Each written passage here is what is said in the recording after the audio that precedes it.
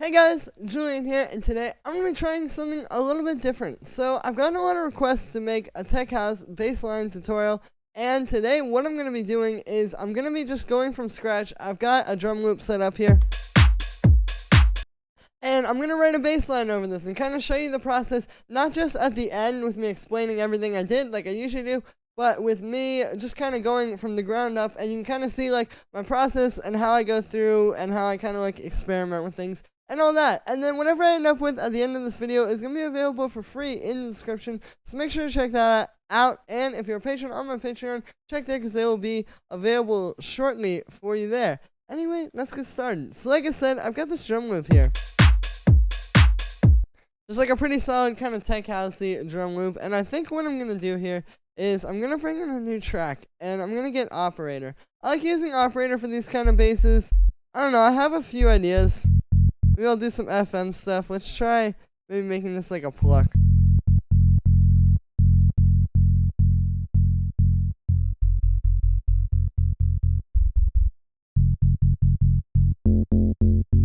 I like the really subtle FM where it's still pretty much like this still sounds like a sine wave, but you can hear like a lot of texture in there. I also think at this point I'm gonna start trying to come up with stuff.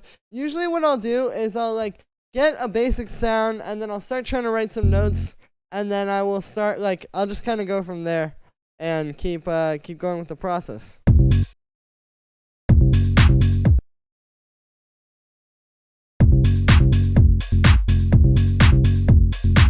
Hey, that's kind of cool. Let's maybe try doing some glide there. You can see these notes, I just did some overlapping, and what we can do is we can go in here, set the voices to 1, and then we can turn on some glide here, and now. Yeah, that's kind of cool. It gives it like a sort of interesting pattern. Like if I just did, like let's say I just did like something like this, like really basic.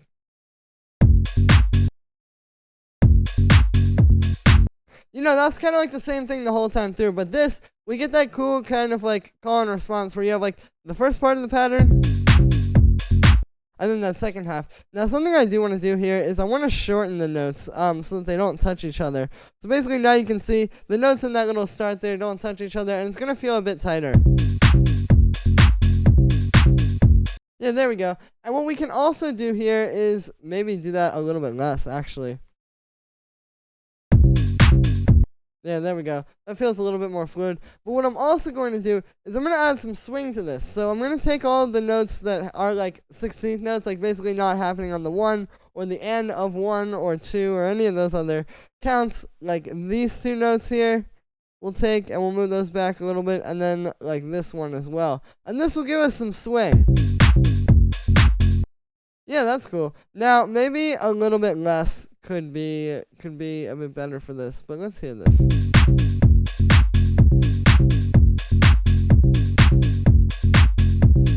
Hey, that's cool. Also, I kind of have an idea here to add like an extra note here.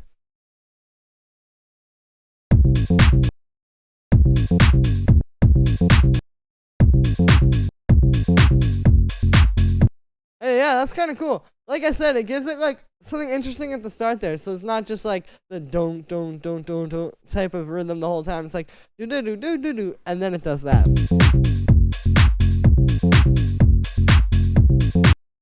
Maybe I'll change the note there.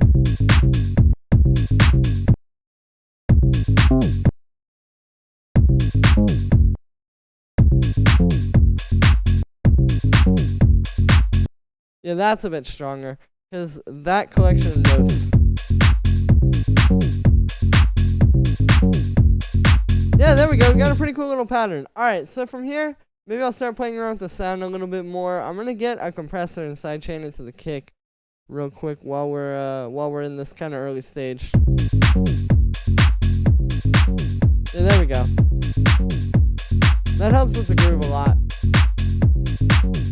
Cool, so let's play around with this some more. So maybe I'll start adding some harmonics to some of these sine waves here. I like to go into operator and just do this because you can hear we get kind of an interesting sound.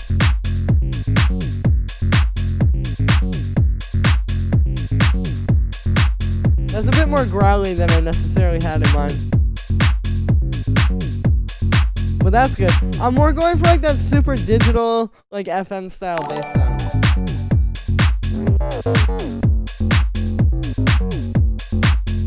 But I don't want it to be like super noticeable, you know?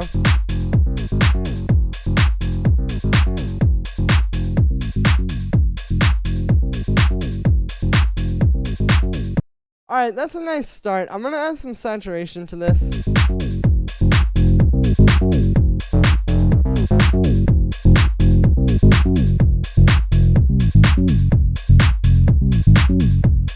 There we go. And the key here also that I'm trying to keep in mind is like, I don't want to just be able to hear or just be able to feel the low end in this bass, but I want it to be something that's audible. So when you go and listen to this, like on your phone, for example, you can still hear the bass line. And although you can't feel it the way it was originally intended, like if you're listening to this on a phone right now, you can probably still hear that bass line. And that's what I'm doing here. Is like, I'm just trying to make it so that, you know, you can still get the full track even when you're not listening on like a huge club system or in your car, or just when you don't have a lot of bass, because you don't always have a lot of bass in the speakers you're using. But yeah, you can hear like, the goal here is kind of just like going through and doing little subtle things to try to get a sound that's still interesting, and still like audible on things, again, other than just like club speakers or sort of like studio speakers, but still keep it like subtle. Like we don't want it to be like, if I just turn off this low pass, for example, basically we don't want that.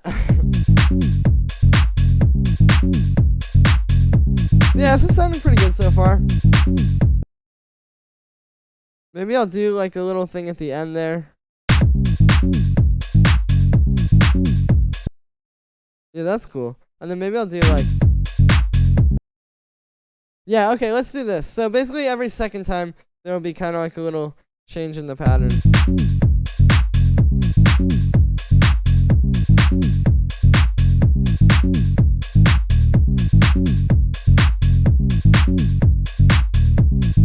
Yeah, there we go. Kind of helps to mix it up a little bit. Alright, this one's pretty solid. So from here,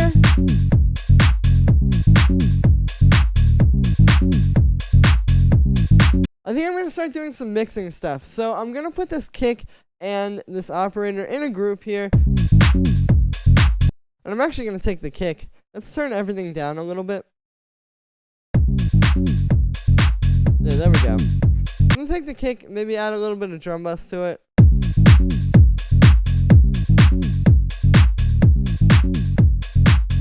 And this is more just kind of like bassline mixing stuff, because you can hear it's not just about your bass when it comes to like making bass lines in this style, because the kick and the bass are so foundational and so important for this kind of stuff. You really want to like get your kick right when you're kind of working with the bass as well. Like this is almost like more of a low end tutorial than it is like a bassline tutorial.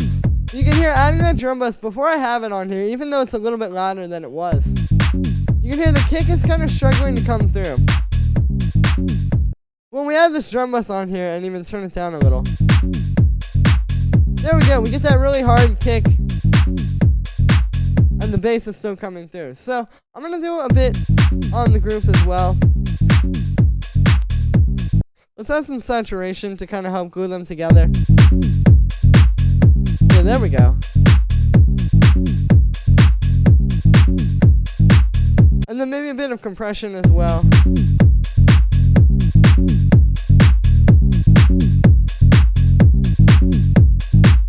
That's pretty good. I'm just using the compression on the peak, so you can see I've got the attack up there. But yeah, this is really nice. Like I said, like it's not just about sort of making a bass line and just calling it a day there. Like it's also about trying to like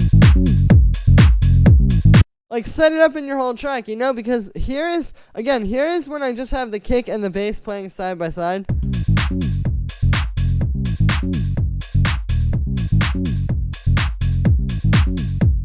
You can hear the mix doesn't work quite as well. And then when we have them playing together in this group with the processing on them, kind of like helping to glue them together, the overall low end of the track just sounds so much better.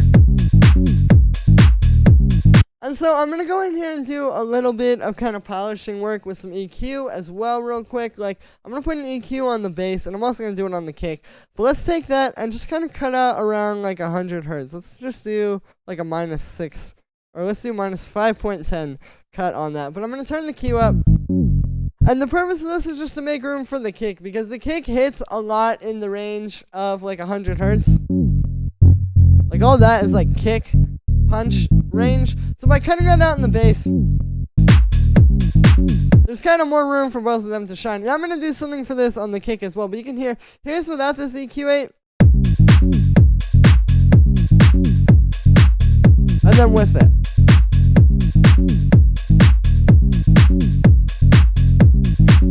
So you can hear it's very subtle, but it does make a big difference for letting that kick jump through. And then with the kick, we can do a similar thing. I'm going to get an EQ8. And we can just take that and cut out some of that low end there.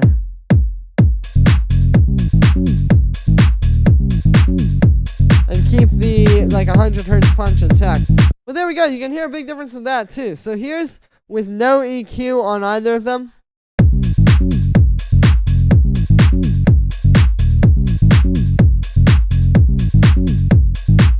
And then here's with the EQ on both.